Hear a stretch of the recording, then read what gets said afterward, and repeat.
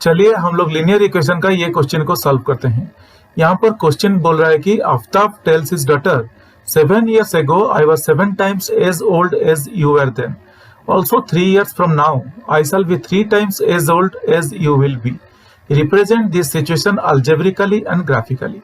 So guys, यहाँ पे हमें दो लीनियर इक्वेशंस निकालना है ये क्वेश्चन से। जब हम लोग दो लीनियर इक्वेशंस निकाल देंगे वो हो जाएगा अलजेब्रिकल रिप्रेजेंटेशन, और वो जो दो लीनियर इक्वेशन हम लोग निकालेंगे वहां वो इक्वेशन से हम लोग को एक्स एंड वाई कोऑर्डिनेट्स निकालना है। जब हम लोग एक्स एंड वाई कोऑर्डिनेट्स को लेके एक ग्राफ ड्रॉ करेंगे तो वो ग्राफिकली रिप्रेजेंट हो जाएगा। तो चलिए देखते हैं ये क्वेश्चन को हम लोग कैसे सॉल्व करते हैं। यहाँ पर क्वेश्चन का दो पार्ट्स है। एक यहाँ पर है 7 years ago, यहाँ पर अगर आप देखेंगे एक 7 years ago है, और यहाँ पर है 3 years from now। यहाँ पर क्वेश्चन का दो पार्ट है, ये दो पार्ट से हम लोग दो लीनियर इक्वेशंस निकालेंगे। चलिए हमें क्या करना है, हमें आफ्ताब का एज पता नहीं है और आफ्ताब की बेटी का एज भी पता नहीं है, तो हम लोग एज्यूम कर लेते हैं। लेट, हम लोग क्या एज्यूम करेंगे, let the present as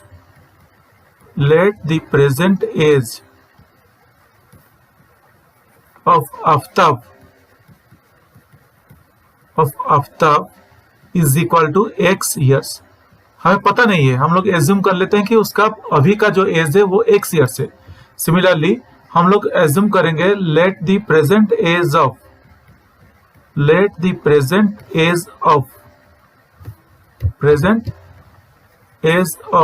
daughter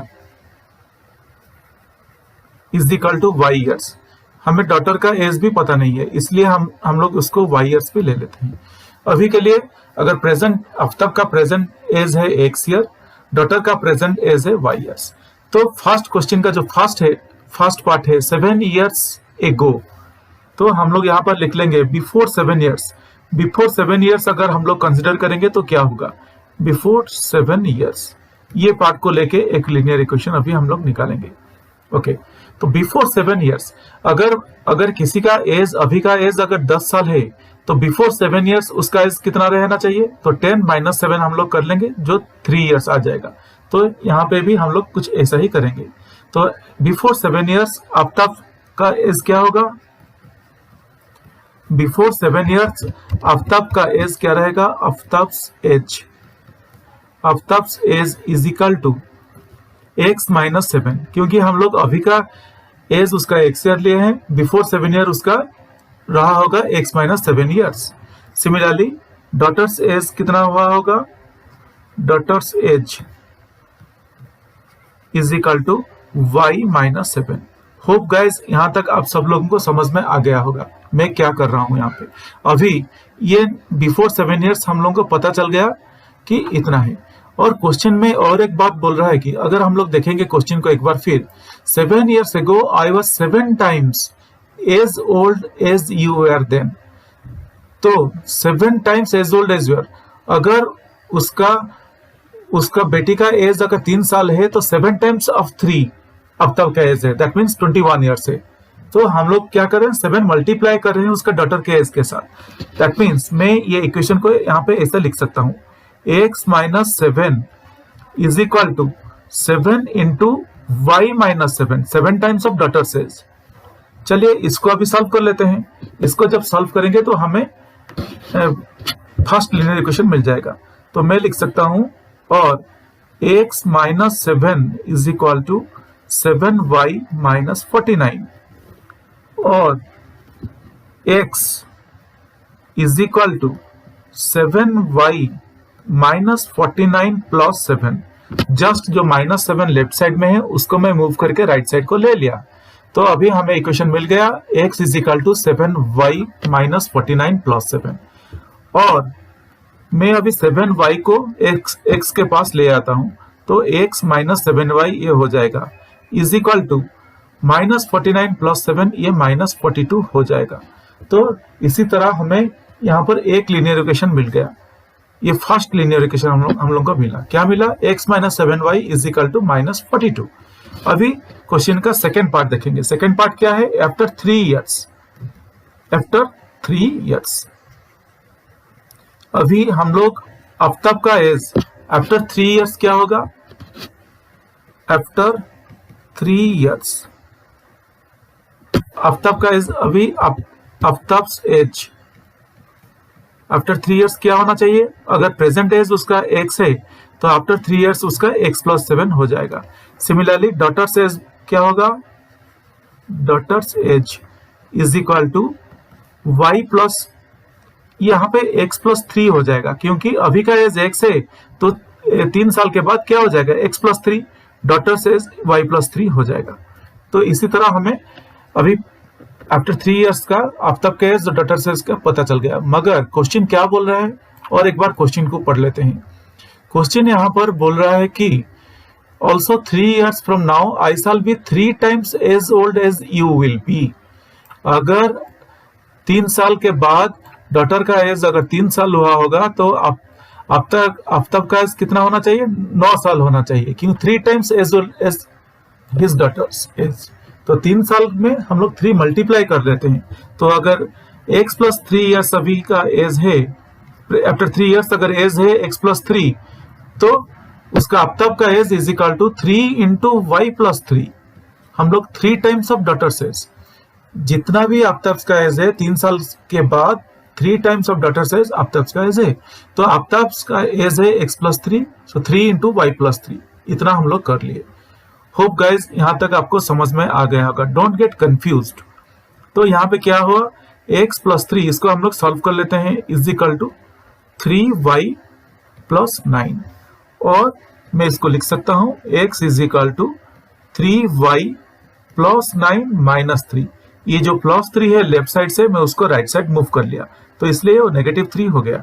और x - 3y, ये स्टेप में राइट साइड में जो 3y है उसको मैं लेफ्ट साइड ले आया, तो x - 3y हो गया, प्लस 9 - 3 ये 6 हो गया। यहाँ इसी तरह हमें इक्वेशन नंबर 2 मिल गया। तो यहाँ पर हमें 2 लीनियर इक्वेशन मिल गया। एक लीनियर इक्वेशन मिला था हमें x - 7y is equal to -42, और एक दूसरा लीनियर इक्वेशन हमें मिला है x - 3y is equal to 6। अभी हम लोग का अलजेब्रिक रिप्रेजेंटेशन हो गया। अभी ये 2 लीनियर इक्वेशन से हम लोग x एंड y कोऑर्डिनेट्स निकालेंगे और ग्राफ तैयार कर लेंगे, ताकि हम लोग का second part of the question भी हो जाएगा। चलिए हम लोग इसका कोऑर्डिनेट्स निकाल लेते हैं। तो फर्स्ट इक्वेशन को लेके हम लोग अभी कोऑर्डिनेट्स निकालेंगे। फर्स्ट इक्वेशन उसका है x - 7y is equal to -42। तो हम लोग अभी देखेंगे when x is equal to, हम लोग एज्यूम कर लेंगे या पहले लेंगे, अगर x का वैल्यू 1 होगा तो कितना होगा, अगर x का वैल्यू 0 होगा तो क्या होगा। तो इसी तरह से हम लोग लेके कोऑर्डिनेट्स निकालेंगे। तो पहले मैं शुरू करता हूं 0 से। अगर x का वैल्यू 0 है तो y का वैल्यू क्या रहेगा? हम लोगों का इक्वेशन क्या है? x - 7y is equal to -42, और इसको मैं लिख सकता हूं x इज इक्वल टू, और इसको मैं इसी तरह लिख सकता हूं, कैसे लिखेंगे अभी? -7y इज इक्वल टू -42 नहीं तो यहीं पे ही हम लोग सॉल्व कर देंगे, और ज्यादा कुछ ना लिख के हम लोग x का वैल्यू 0 डाल देंगे अभी। तो क्या होगा? x - 7y, तो मैं यहाँ पे x का वैल्यू 0 डाल देता हूँ। 0 - 7y इज इक्वल टू -42, और -7y इज इक्वल टू -42, और 7y इज इक्वल टू 42, क्योंकि माइनस माइनस कैंसिल हो गया दोनों की तरफ से, और y is equal to 42 divided by 7। ये जो लेफ्ट साइड में जो 7 है मैं उसको राइट साइड मूव कर लिया, और y इज इक्वल टू 7 5 = 35, 7 6 = 42। तो when x is equal to 0, y का वैल्यू हमें 6 मिल गया। देखा कितना आसानी से हमें एक कोऑर्डिनेट आ गया, 0 और 6 मिल गया हमें। अभी सेकंड कोऑर्डिनेट निकालेंगे। मैं 0 लेके इसको सॉल्व कर रहा हूं, आप लोग कुछ भी लेके उसको शुरू कर सकते हैं। तो अभी सेकंड वैल्यू मैं देखता हूं, यहाँ पे x - 7y है, तो मैं अभी x का वैल्यू को -7 ले लेता हूं।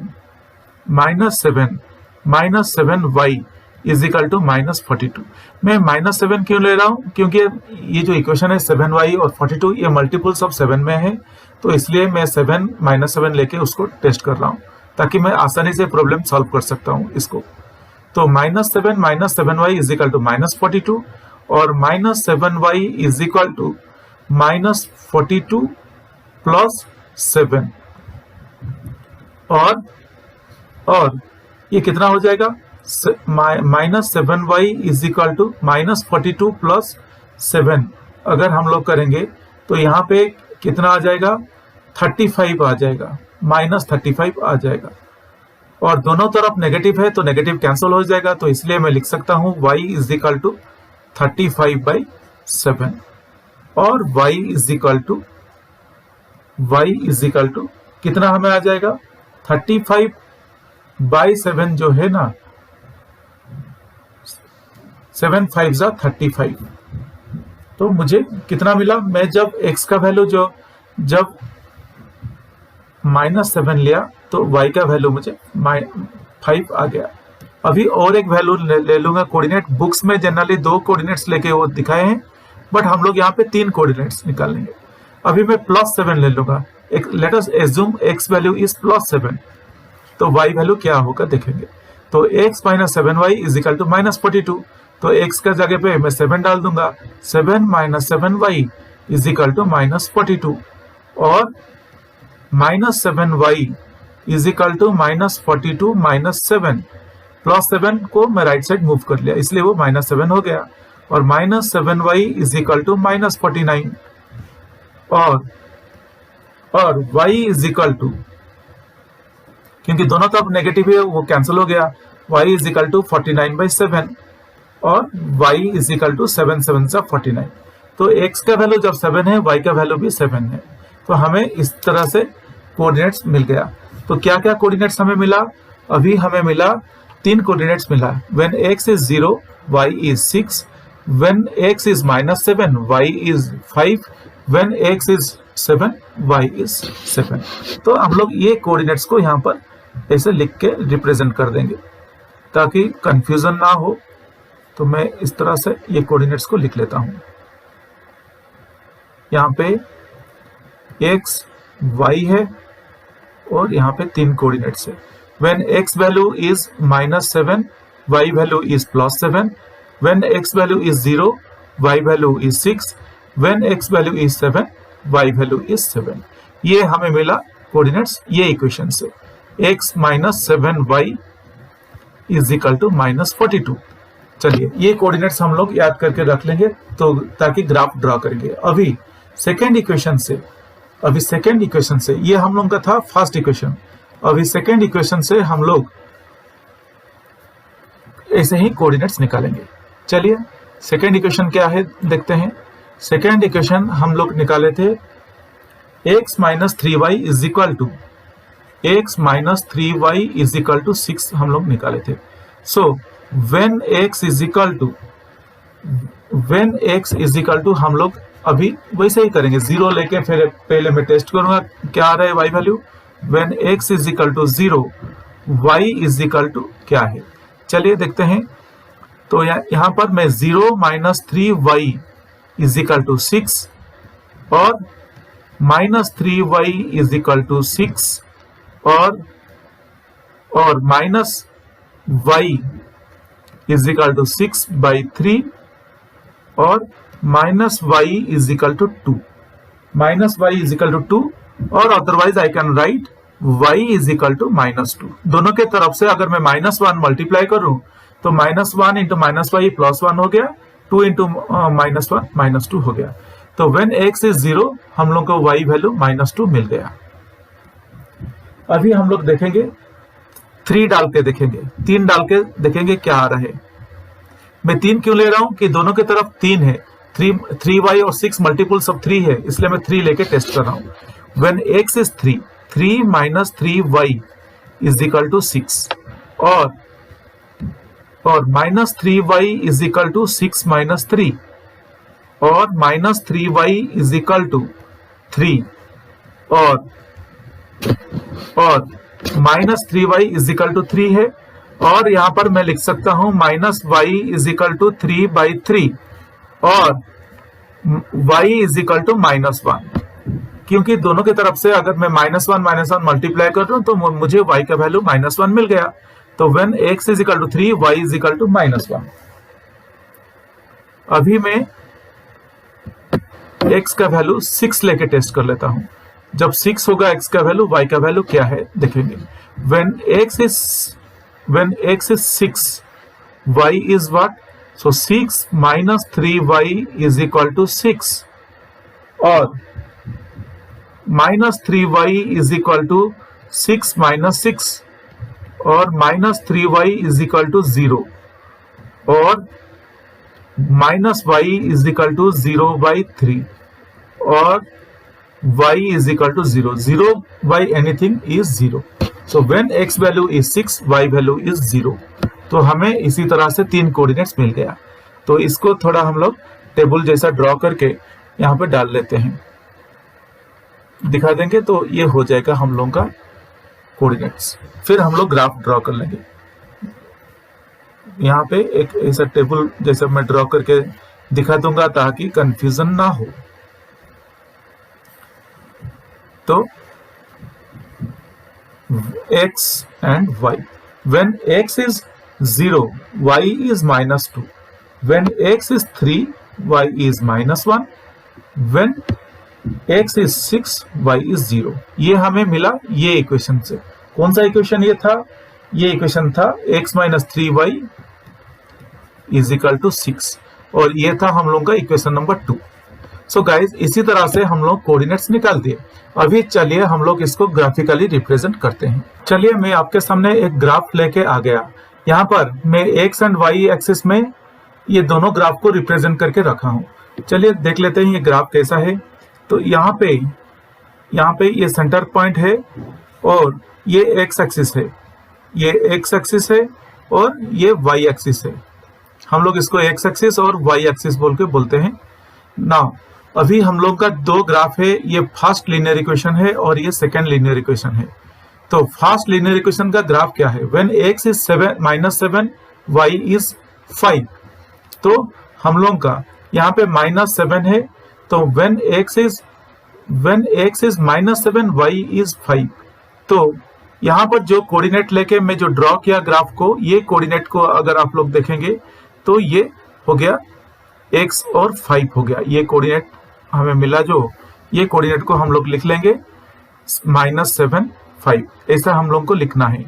ये कोऑर्डिनेट को राउंड करके ऐसा लिखना है -7, 5। और ये है 0, 6। When x is 0, y is 6। तो ये कोऑर्डिनेट 0, 6 हो गया। और यहाँ पर और एक कोऑर्डिनेट है जो है 7, 7, 7, ये हो गया। और ये ग्राफ किसका ग्राफ है उसको भी हम लोगों को लिखना पड़ेगा। ये ग्राफ है x - 7, y is equal to -42। इसी तरह हम लोगों को पहला ग्राफ ऐसा ड्रॉ कर देना है। अभी सेकंड ग्राफ क्या है देखेंगे। When x is 0, y is -2। तो यहाँ पर 0, -2 है, यहाँ पर 0, -2। When x is 3, y is -1। When x is 3, यहाँ पर 3 है, यहाँ पर जो पॉइंट है minus. When x is 3, y is -1। ये जो पॉइंट है 3 - 1 हो गया। और when x is 0, when x is 6, y is 0। सो 6, 0 हो गया। इसी तरह हम लोग तीनों पॉइंट लिख लिए। और ये ग्राफ किसका ग्राफ है हम लोग को भी दिखाना है यहाँ पे। x - 3y is equal to 6। इसी तरह हमें बहुत नीट एंड क्लीन ऐसे ग्राफ ड्रॉ करके दिखा देना है ताकि हम लोगों का ग्राफिकल रिप्रेजेंट हो गया। और ये दोनों लाइंस ऐसे ही पैरेलल जैसा जाएंगे। पूरा पैरेलल नहीं है, कहीं ना कहीं किसी पॉइंट पे ये दोनों लाइंस डेफिनेटली मीट होंगे। ऐसे तो लग रहा है कि आगे जाके ये दोनों मीट होगा, बट हमें ये छोटा सा ग्राफ में पता नहीं चल रहा है, पर इतना ही काफी है। होप गाइस आप लोगों को ये क्वेश्चन समझ में आ गया होगा।